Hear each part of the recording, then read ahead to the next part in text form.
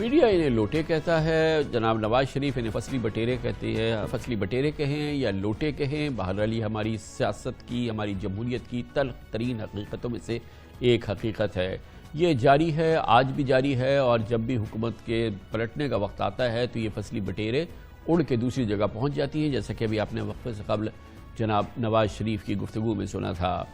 اس موضوع پہ بات کرنے کے لیے آج ہم نے دعوت دی ہے پاکستان کے نامور ممتاز سینئر صحافی اور مبصر جناب سجاد میر کو۔ بہت بہت شکریہ میر صاحب۔ یہ بتائیے گا کہ یہ کب تک یہ چلتا رہے گا؟ نواز شریف صاحب اس کو فصلی بٹیرے کہتے ہیں، تمام میڈیا ان کو لوٹے کہتا ہے، اور ایک بار پھر ہم پورا سما دیکھ رہے ہیں، سپریم کورٹ پہ بھی معاملہ چلا گیا ہے، اور ان کا بڑا کلیدی کردار ہوگا اگر عمران خان کی حکومت اس تحریک عدم اعتماد کے نتیجے میں ختم ہو جاتا ہے۔ یقیناً ایک بہت ہی ہماری سیاست کا ایک ناسور ہی اس کو کہنا چاہیے، اور پھر یہ موو بھی اس وقت کرتے ہیں جب کوئی سیٹی بچ جاتی ہے، اشارے کے منتظر ہوتے ہیں، اشارہ ہوتا ہے تو جاتے ہیں، حکومت کو بنا دیتے ہیں، حکومت کو گرا دیتے ہیں۔ آپ کا تبصرہ میں اس صورتحال پہ چاہوں گا۔ نہیں، آپ نے بالکل ٹھیک کہا ہے۔ جو تاریخی کلاسیکل مثال پاکستان میں دی جاتی ہے ریپبلکن پارٹی کے بننے کی تھی کہ راتوں رات ریپبلکن پارٹی بن گئی اور ڈاکٹر خان صاحب اس کے صدر ہو گئے۔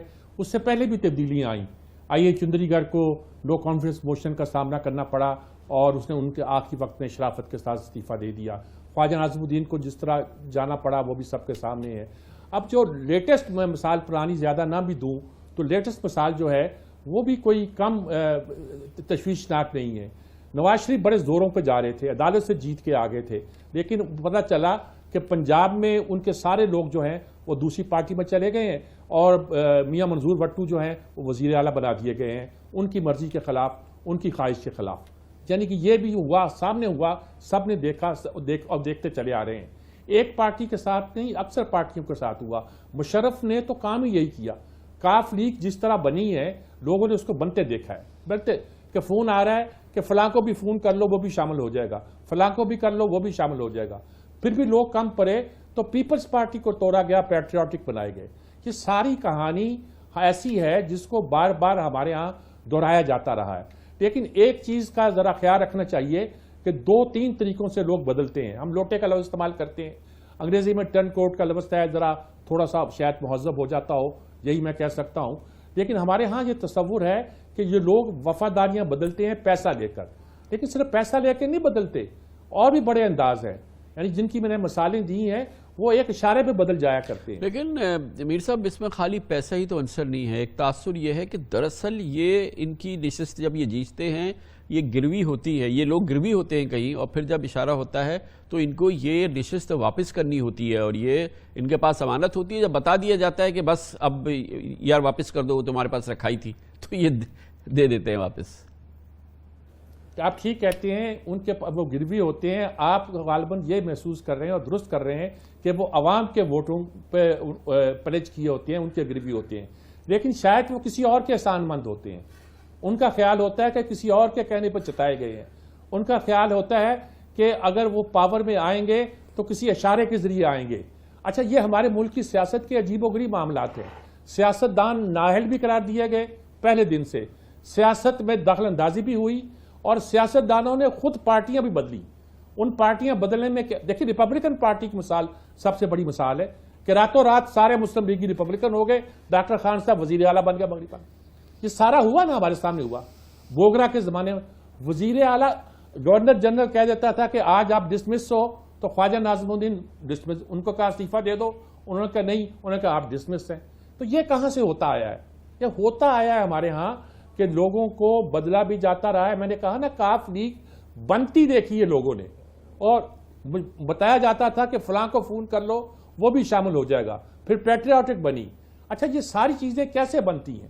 یعنی پیپلز پارٹی کے ایسے ایسے لوگ اس پہ ہوئے کہ جب بے نظیر نے سنا کہ فلاں صاحب بھی پیٹریوٹک میں شامل ہو گئے ہیں تو اس نے کہا کیا بار بار نام لیا، کیا وہ بھی ہو گئے ہیں، کیا وہ بھی ہو گئے ہیں؟ یعنی ایسے لوگ جن کے بارے میں یہ خیال تھا کہ بڑے ڈائی ہارٹ ہیں، پتہ نہیں کہاں گروی رکھے ہوتے ہیں، وہ پتہ نہیں کہاں گروی سے۔ جی، گروی سے میرا مطلب یہی تھا کہ یہ عوام کو اگر اپنے ووٹ کو، عوام کے ووٹ کو امانت سمجھیں تو پھر تو کیا بات ہو، پھر اس سے تو وفاداری منٹوں میں تبدیل نہیں کریں گے، مگر یہ تو مخصوص کام کے لیے ہوتے ہیں، وہاں پر ان کی نشستیں جو ہے جو گروی ہوتی ہیں اور وہ حکومتیں پلٹتے ہیں، اپنی ایک ساتھ جاتے ہیں، ایک رول جاتا ہے، وہ حکومت پلٹ دیتا ہے، نظام پلٹ دیتا ہے. اگر اس کے نتیجے میں جمہوریت پلٹ جائے، ماشاء اللہ آ جائے، تو وہ اس کے کندھے بن جاتے ہیں.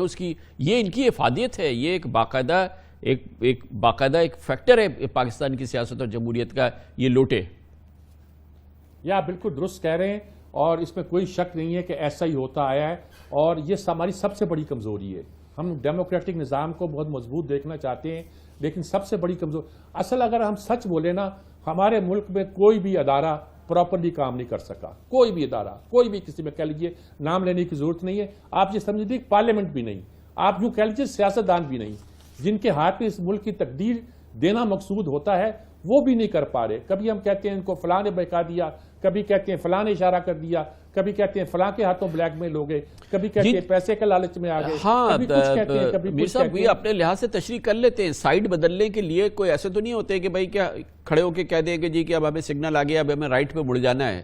وہ اس کی تشریح کرتے ہیں، پھر اس کے الفاظ استعمال کرتے ہیں، اس کو پھر اپنے طور پہ استعمال کرتے ہیں، پھر وقت کے لحاظ سے اس کی اپنی تعبیر پہ پیش کرتے ہیں.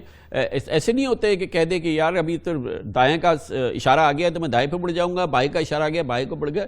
اس کا تو پورا ڈرامہ تو ہوتا ہے نا. یہ بالکل ٹھیک کہہ رہے ہیں، ضمیر نہیں جاگتا، مفادات جاگتے ہیں.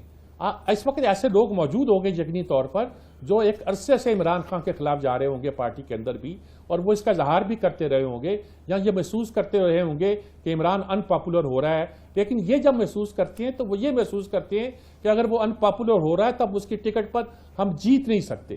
اور یہ نہیں کہ سوچتے کہ وہ ان پاپولر ہو رہا ہے تو اس نے بہت زیادتیاں کی ہیں، بہت غلطیاں کی ہیں، بہت خامیاں کی ہیں، بہت کوتاہیاں کی ہیں، اس لیے ہمارا فرض ہے کہ اس کو ٹوکنے کے لیے اس کو ہٹائیں، اس کو منظر سے پیچھے ہٹائیں. یہ نہیں، بلکہ وہ سوچتے ہیں کہ اگر اب اس کے ٹکٹ پر ہم الیکشن لڑیں گے تو ہمیں کون ووٹ دے گا.